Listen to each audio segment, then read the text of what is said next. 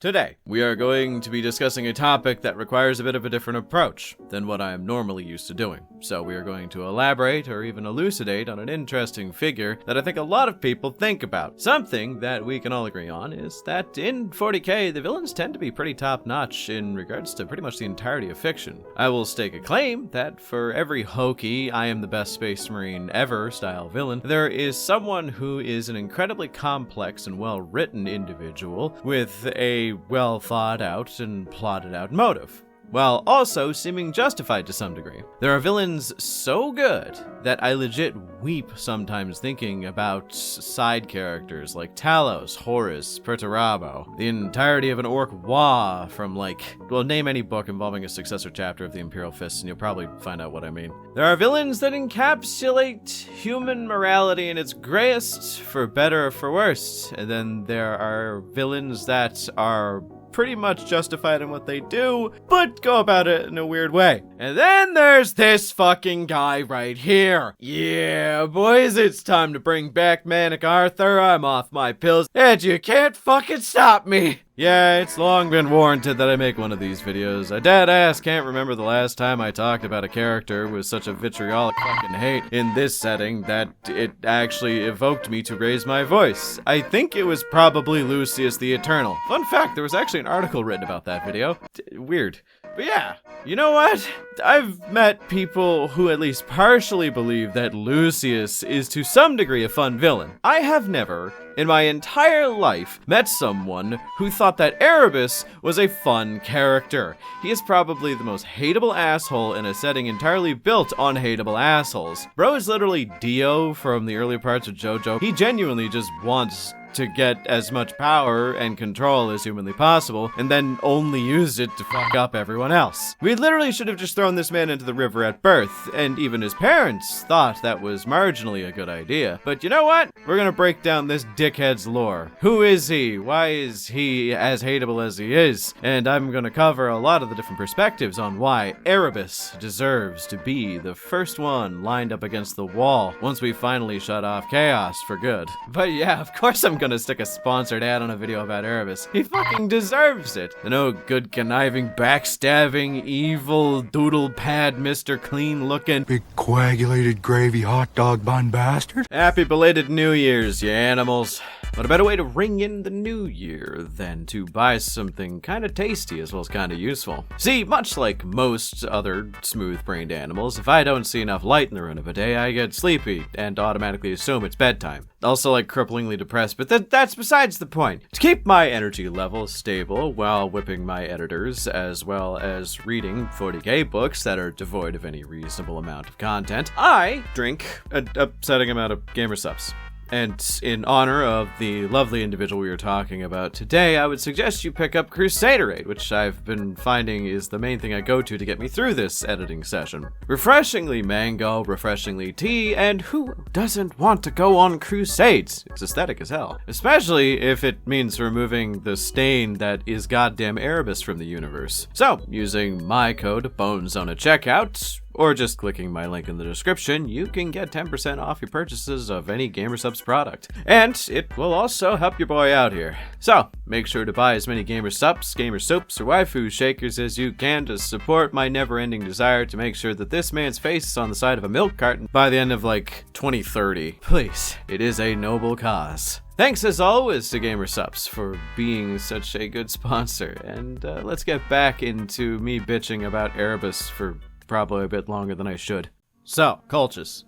Kind of a shit place to live. If you watched my Lorgar video from last week, you'd know this. But Erebus is one of the reasons why the planet is just a bit worse than we all should be comfortable with, because, well, he's there. We know a lot about the timeline of Erebus, which is nice. So to give you a bit of a rundown, let's start from the beginning. I know a lot of you already know this, but yeah, Erebus, well, his name isn't actually Erebus. Yeah, sort of. I mean, it might as well be right now, because he's probably had the name Erebus longer than the person who had the name Erebus prior. But back when he was born, to give you a better idea of what I'm talking about, he was actually named something different. Do we know it? No, he's taking the approach that game Hatred did, where he prattled off the phrase, "my name is not important," which is lame. But from the beginning, we could kind of tell there was something wrong with this child. Like, if you know anything about the dark triad of sociopathy, he kind of fits the majority of the traits for narcissism, Machiavellianism, and he is totally a psychopath. He enjoyed torturing animals because of the level of control it gave him, and also I think he just likes pain in others, which is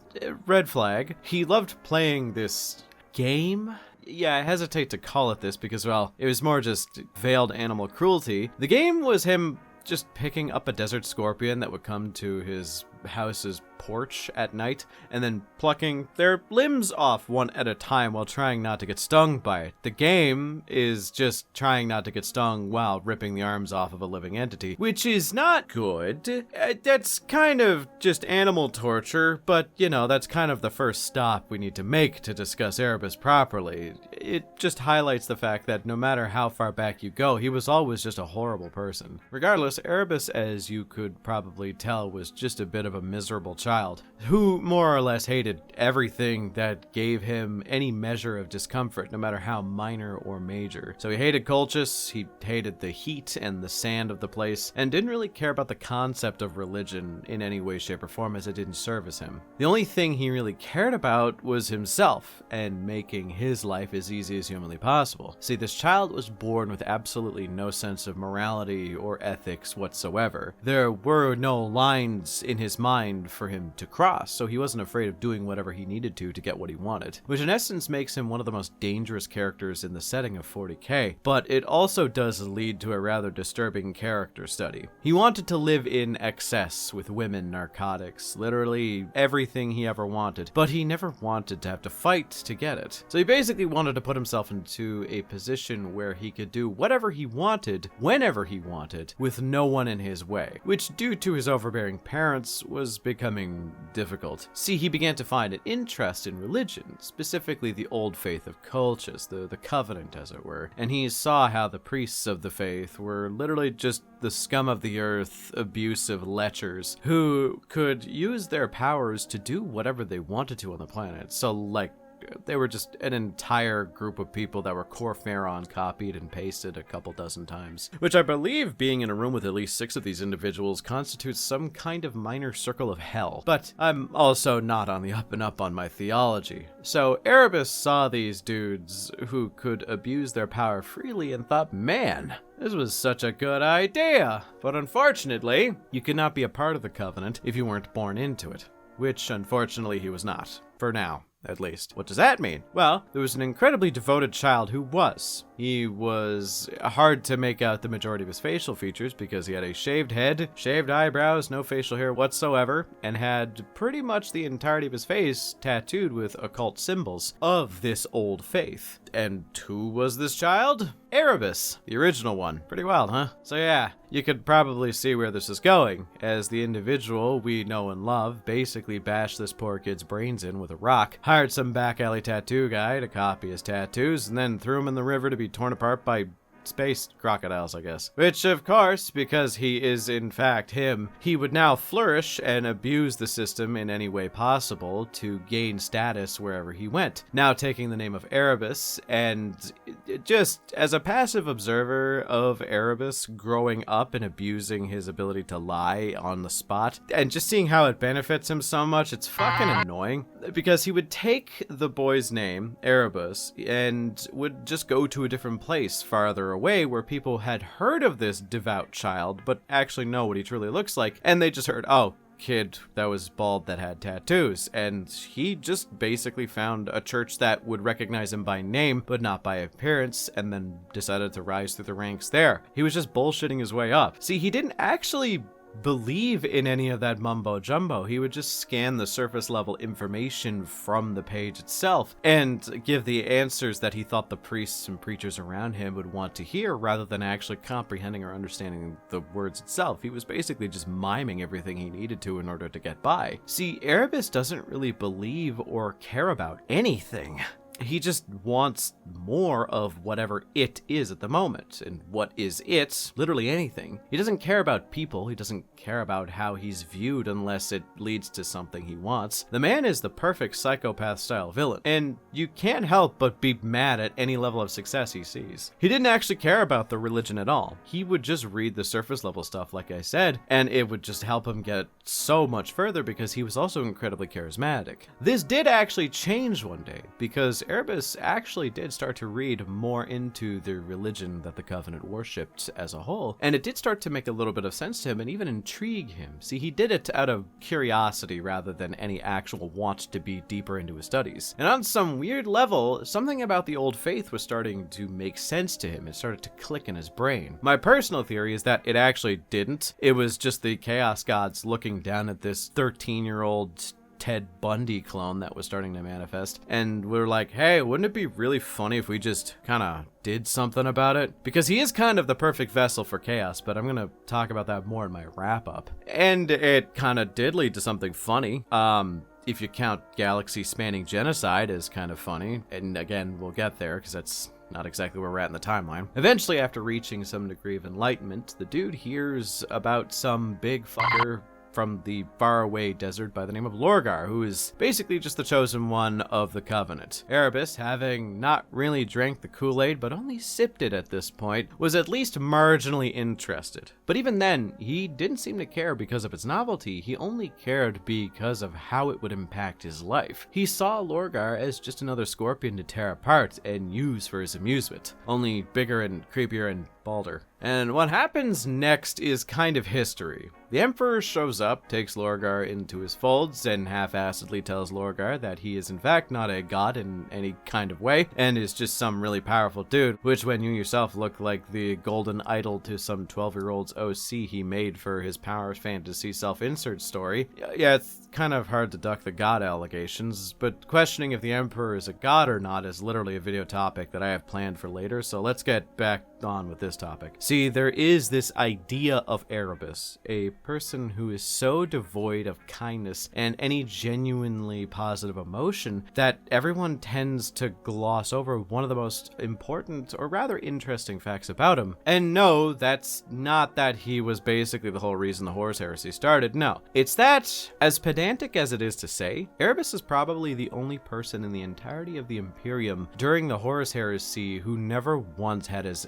allegiances tested or his loyalties broken. He has been true to himself the whole time. His goals were single-minded, and his focus was more or less matching as such, which we will cover a little bit later, but yeah. So, Erebus wormed his way into the Legion of the Word-Bearers due to his gift of communication skills, as well as just being a literal emotionless monster who could blend in with whatever crowd he was in. This led to him being a pretty well-respected chaplain in the forces of the Word-Bearers, and even an emissary to the other legions, which led to a whole bunch of other horrible shit. And what kind of horrible shit? Well, he went to numerous different planets and learned about faiths similar to that of the Covenant from Colchis, and secretly worked to sow practices in other legions that would lead to either chaos worship or plain old distrust and dissension from the rest of its legion members. Basically so that at some point, if he wanted to, he could manipulate them since he was the one who was putting them in. These practices usually came from the planet known as Davin, which had these warrior lodges. Now, warrior lodges are these places where individuals of warrior rank, such as soldiers, generals, and captains, and just anybody of any rank, could meet up, be seen on the same level as each other,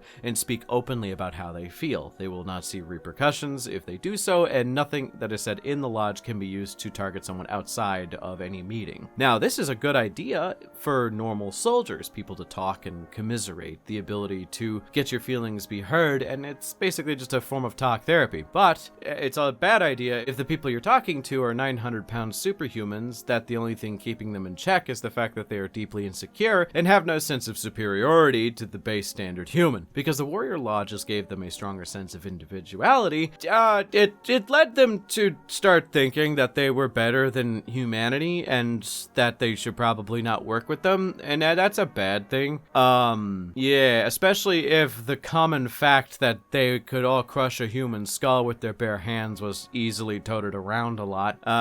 Yeah. Maybe they were a problem. It kind of led to them thinking the simple phrase of, maybe they're the problem and not me. Though I will say, the warrior lodges didn't work 100% of the time because some legions did just pride themselves on the individuality of their ranks. Like the White Scars or the Space Wolves, they all had a sense of pride and honor that even for the warriors that wanted to side with Horus, it wasn't because they felt like they were better than everyone. They just had a sense of pride and individuality that ended up getting manipulated by other forces, namely Erebus, as well as just the Luna Wolves, or the Sons of Horus. But yeah, with all the warrior lodges becoming more rampant, and in general it was just kind of a dangerous fucking time to be a space marine, Erebus was just kind of existing. He was boosting his reputation to new heights because of fucking course he was. He was showing up and being a better warrior than every other member of a legion, a better poet, a smarter intellect than every other member of the legions that he would go to. But the thing is, a mask, no matter how perfectly crafted, cannot cover you 100%. Because a few people did in fact see through Erebus. It's like their reptile brain was set off and they would get nervous around him because they could tell something wasn't right. It felt like they were in the presence of some predator scoping out prey, rather than some other warrior who was on the same level as them. Garviel Loken, in fact, kinda hated Erebus for everything he stood for, as he was a showboat and one of the creepiest fellas who ever lived, because he actually is a very creepy fella. So with all this backstory and setup out of the way, we are literally just on the eve of his biggest achievement. Like, where we are in the timeline is literally Horus Heresy Book 1, because that's all the backstory we had to cover. So we're going to get into how the Horus Heresy was set off, why Erebus is responsible for it, and where he is now and what he's doing. So, hold your breath, kids. It's about to get pretty bitchy. What's up, guys? It's intermission time because I'd like to edit these in massive chunks, or at least get my editors to do so, and then put them all together. So there's like a cute little break here because I also want to put in a cute little announcement. Yeah, I'm going to the Las Vegas Open. Gonna be going with a few other YouTube content creators that I don't know if they're comfortable with me mentioning that I'm going with them. I know I'm a bit of a social embarrassment. It is what it is, but yeah, I'm going to the Las Vegas Open. LVO, and the 14th, I believe, I'm going to be heading to Las Vegas. So if you see me at the LVO, I don't know, harass me, I guess. I don't know, say hi. I'll be around. No, I will not show you a picture of who I am. You'll just have to guess, but just look for the shaved head, bearded man with the Krieg backpack, and that's probably me. Though, you don't know. Just harass anybody with a Krieg backpack anyway, because they made that choice, so yeah, there's that. So I'm going to the Las Vegas Open. I'm going to try and attend more Warhammer events in the future, just to kind of see you guys and have a bit of a social meetup. Am I going to make this a bit of a big event? No, I just thought it's important for me, as the content creator here, to let you guys know that I'm going to be making a public appearance. I'm not invited or anything. I'm just going because I wanted to go. And yeah, if you see me on the grounds or you see me near the hotel or whatever, just like, you know, say hi.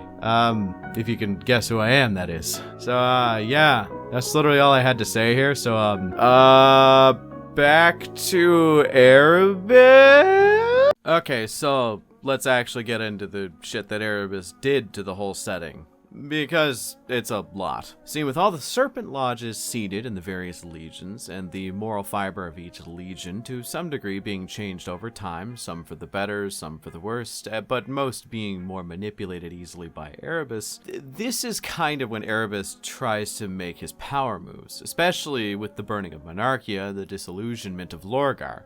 Basically, Corferin and Erebus whispered horrible ideas into the ears of Lorgar, and that was advancing at a steady pace, so what else was there left to do? So fucking easy. You just get involved with the most important and powerful individual in the whole setting, but at the current time, and try to find your moment. And thus Erebus was installed as a council member on the Luna Wolves, someone to advise Horus in times of great need where he would need different perspectives. Though he became more prominent as they became the Sons of Horus, he was still kind of overshadowing the Mournival, which is a very dangerous thing to have, as he is a single voice as opposed to four. But regardless, Horus had recently suffered a great shake-up due to his encounter with Samus, the greater demon of the Ruin Storm, on 6319. Yes, I'm throwing a lot of terms at you. I'm expecting you to know what half of this shit is, and if you don't know what half of this shit is, I don't fucking know what to tell you. But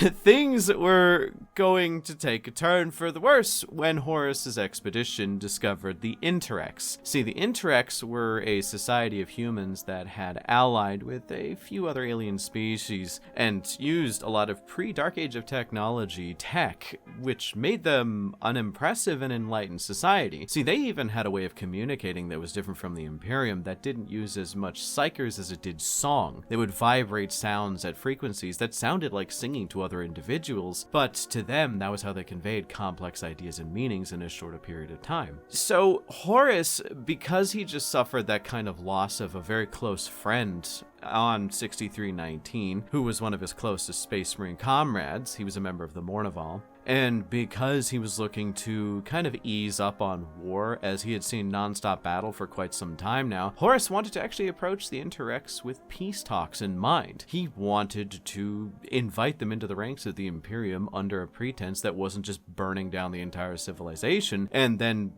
placing a new civilization on top of it, which in theory was a great idea, though in practice, and through the lens of every other Primarch, Space Marine, and I guess every fucking person involved, was going to end horribly, but Horus didn't see that, which, yeah, it indeed ended in a pretty fucking poor fashion, as Erebus was involved. And everything that man touches turns into an inert pile of regretful ash on the ground. But besides that, the Kinnebrak, those monkey aliens that work with the Interrex, they were kind of weird. Think like Chaos-based Jokero, who worked specifically on Chaos weapons and artifacts back in the day before they found out that working with Chaos is probably bad. This practice was discontinued decades prior to Horus even showing up, but some of the relics back in the day were contained in museums for display, so as to ward away people from being like, oh, is this a Chaos artifact? Then I won't fucking touch it. Erebus, of course being Erebus, took interest in this, and by interest, I mean,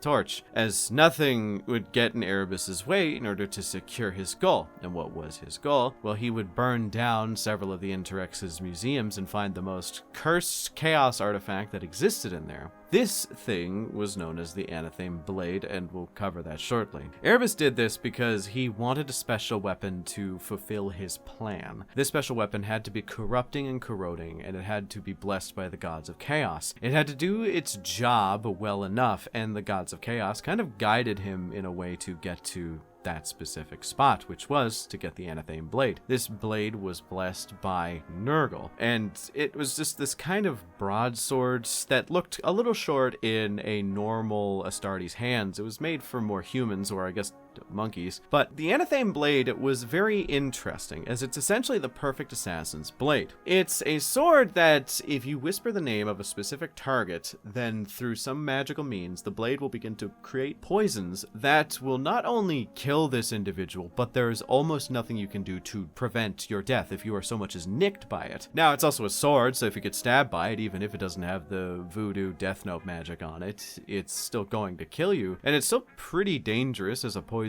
blade goes. But Erebus whispered who else's name into it but Horus. Then he put the sword itself in the hands of a planetary governor that Horus had installed on the moons of Davin years upon years ago. This individual, whose name, if I remember correctly, was Yugen Temba, ended up succumbing to his corruption from Nurgle and turning these moons into, I guess, what are technically referred to as plague moons now, filled with zombies and whatever. So the news of Yugen Temba's secession from the Imperium reached Horus, and after burning the Interrex to the ground, which of course that's how that fucking war was going to go, as much as we like to think, oh, everybody else is better tech than the Imperium is going to burn it to the ground no matter who you are. But after that, after planet murder with the mega-arachnids, and after losing one of his closest friends that was a Space Marine on 6319, Horus just absolutely snapped. He wanted to get his frustrations out at this point, because you can only take so many L's before just throwing caution to the wind. You had to stop this insurrection, in short, and probably take a vacation afterwards, but unfortunately, blessed with the power of chaos, upon his encounter with Yugen Temba, he won. pretty decisively, because he's still a Primarch, and he's still Horus Lupercal, because he's one of the strongest and best Primarchs in the setting. But unfortunately, Yugen Tenba managed to get at least one cut on him, which if you go back to my description of the Anathame Blade, if it so much as nicks you, you are going to die horribly, and that's kind of what happened. Horus, even though he is a Primarch, and even more especially immune to disease, was starting to fade away. He was starting to, for lack of a better word, die. He was rushed away from the plague moons of Davin after his space marines rushed up from the planet's surface. There was a minor massacre that happened on Horus's expeditionary fleet as a bunch of space marines essentially mowed down a bunch of pedestrians and civilians that were just kind of just chilling in the loading deck. But they ended up getting him to the Primus Medicae, who is the apothecary in charge of maintaining the Primarch's health as well as maintaining the other apothecaries of the Legion. And this is where Erebus comes back again, because Erebus decided to fuck with it. You're gonna realize that the phrase Erebus decided to fuck with it is usually accompanied by just the fucking worst stuff. But Erebus, using some kind of psychic magic ritual bullshit, invaded the hallucinations that Horus was having. See, Horus was on his deathbed, and because of that, he was in between consciousness. He was coming in and out. So, using this ritual, Erebus was able to disguise himself, pretending to be that same Marine from the 6319 campaign that Horus lost, as a ghost, to be like, ah yes, I am, him. Yes, I'm going to show you the horrors of the future unless you step in. And the horrors of the future were just the modern day 40k setting, that this was a hyper-religious shithole. And it kind of worked, because Horus was like, holy shit, the Emperor does secretly wish to be worshipped as a god, and that's why everybody here is worshipping as a god, right? And Erebus, disguised as this Marine, was like, fucking yeah. Which is a total lie, because we all know how the Horus heresy led to what the current day setting is, but Erebus wasn't gonna fucking tell him that. Interestingly enough, another figure shows up last minute, king of all fuck-ups. Magnus the Red blasted in through psychic means to tell Horus that Erebus is actually the guy pretending to be Horus's old friend, and he was trying to lead Horus astray, which is bad. But in a moment that I genuinely don't understand the writing behind here, and I feel like just saying, oh, Chaos was just corrupting Horus at the time is kind of cheating, but he thought it was worse that Magnus was using psychic abilities to communicate with him after seeing sanctions and censures from the Emperor, then Erebus showing up to show Horus that the Emperor is kind of a dickhead, but also under false pretenses and lying about kind of everything, really, because he was kind of hiding back a lot of shit. Erebus is kind of a fucking horrible person, and we all kind of know what happens here. Erebus is constantly whispering in the ear of Horus, as he ended up convincing a bunch of the Sons of Horus to take Horus down to Davin, the planet just below the moon that they were docked at, conduct some kind of weird chaos magic bullshit ritual to heal Horus, but it also, corrupted Horus to the forces of chaos and had his brain just fucking mangled. And it led to the Horus heresy. Now, Horus ended up having Erebus by his side for pretty much the majority of it, with Erebus going away to tend to other plans from time to time. But that's kind of a big deal. Erebus is the reason why the Horus heresy happened. There are other people that were involved, like if Lorgar didn't land on Cultus, nothing would have ever happened, but Erebus just put himself in the position to do the most harm possible at every given goddamn point. He's just a terrible person, and he's doing it all for himself. There's a few things that I want to list off here. It's just a short list of other things that he did that people tend to talk about every now and then. One, he killed Argalt Hall, spoilers, who is one of the fan favorite characters of the Word Bearers, which is fan favorite characters of Word Bearers as a legion is kind of an uncommon thing, but Argalt Hall was just a genuinely cool character, and Erebus killed him, stabbing him in the back with the Anathame Blade for incredibly petty reasons. Two, when Argalt Hall's best buddy and battle brother, Karn, yes that one, found out it was Erebus who did it, he challenged Erebus to a duel to the death, and instead of having the common fucking decency to die for his crimes and see, a little bit of punishment and allow a little bit of, I don't know, ease and allow people to kind of grieve over the loss of a loved one. He just kind of bitched out and left after teleporting away from a one-sided fight because it's Karn. Third, he is responsible for the spread of chaos, corruption, and cults under the most false of pretenses. It's only hinted at in some texts, but he's literally peddling the gods as a solution to all problems across the Imperium for reasons I don't even think he knows at this point. I think he's just doing it for entertainment. Like, oh, you need crops to grow, Farmer Joe on backwater nowhere planet? Well, there's this guy, he's a demon, psychic entity,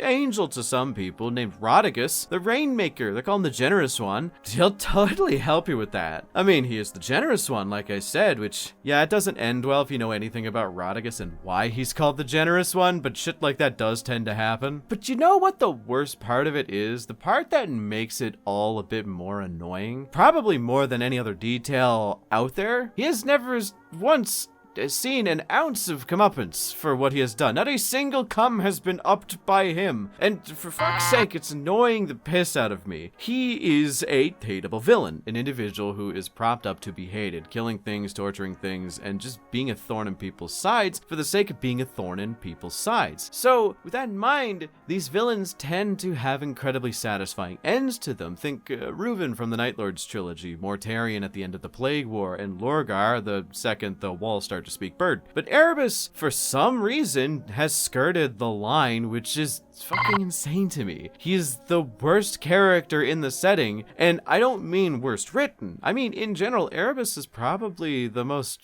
fucking mean-spirited, morally bankrupt, and horrible men to have ever touched the soil of the Emperor's galaxy, and I can't stand for it. This bitch needs to be evaporated into a fine mist and send his ghost off to the land of lawnmowers and lemon trees. I want this dude to choke on a hot dog forever, and there is nothing anyone can say to convince me otherwise. But you know what? I kind of think he needs to stay in the setting regardless, as weird as it is to kind of contradict myself. Erebus is this nebulous, unknowing black hole that is kind of at the center of this fucking setting. He's like a gravity well, where he needs to exist in order for everything else to kind of make sense. In color theory, there is this basic principle that your darkest dark color should be twice as dark as your brightest bright color, which I think applies to stories and villains a lot.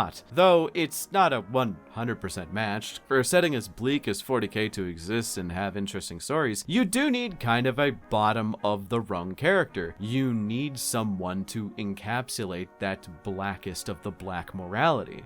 They need to be that kind of horrible. They need to be the most horrid and abominable creature possible to counter people who are always pretty morally gray in general. I know I shit on people for reducing stories down to having good guys and bad guys, but with Erebus, he kind of is, in every identifiable way of the word, a bad guy. And I think that kind of fits, as weird as it is. He's a good villain, and I think his philosophy is interesting. See, any story that he is involved in, if you don't know he's in there preemptively, the second you hear the phrase, "and then Erebus showed up," you immediately clench, because you know something bad's gonna happen. And I think that's the hallmark of a good villain. Someone that makes you know something bad is going to happen and there's nothing you can do to stop it. An interesting fact is that he isn't even a traitor. Not in his mind, as he never truly swore any true allegiances other than to himself. His entire life, he did everything in favor of himself and no one else. That is it. Therefore, he is probably the only man to ever stick to his convictions in the setting of 40k 100%. He set out with a goal and accomplished it. Because of that, there is a degree of respect I can afford him. A small degree. But regardless, you kind of get the gist. He is probably one of the most hated characters in fiction, let alone the most in 40k. Like, the level of hate I see people afford to Erebus is akin to the kind of hate you'd feel towards if you saw someone on the news who made a business based around stepping on puppies in front of orphans. This dude is horrible, but I don't think I needed to tell you that. This entire video is basically me just kind of propping up the opinion that most people feel.